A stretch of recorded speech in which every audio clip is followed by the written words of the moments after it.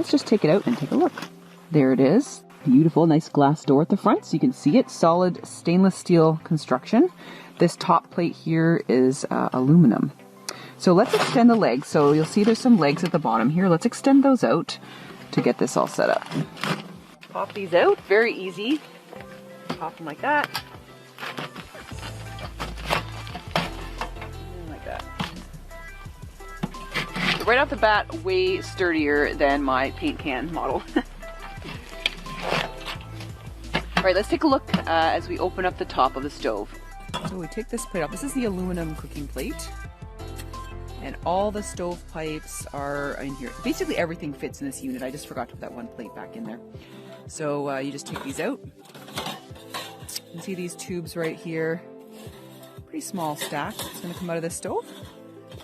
That's pretty ingenious how they put it together. So let's get all these out. To get the last piece out, that's the part that actually comes directly out of the stove. You need to open the door because it's in there pretty tightly.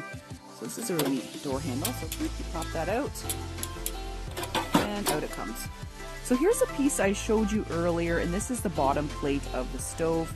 The arrow points that way towards where the piping will come out. So this one goes in again through the front door.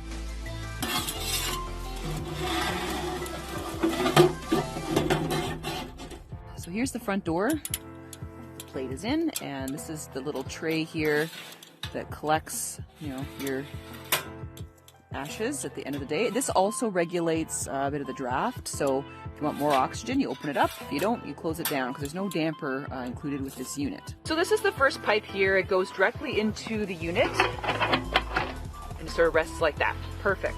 You have a couple of different size tubing, sort of a smaller one and a large one. They just nest together, which is really ingenious.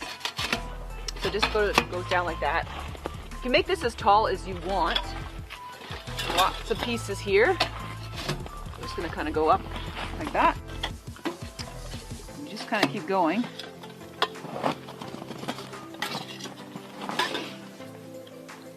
That's a small one.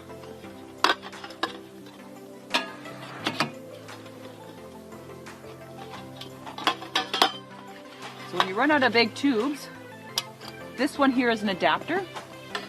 It just goes on like that.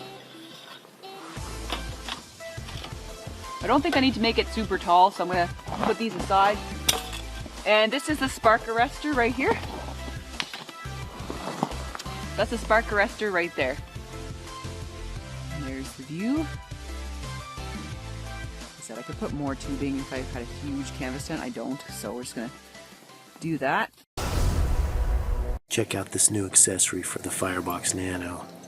It's a case, and it's actually a stand for the Firebox Nano. The X pattern locks the Nano in its open position. Works as an ash pan for no trace cooking.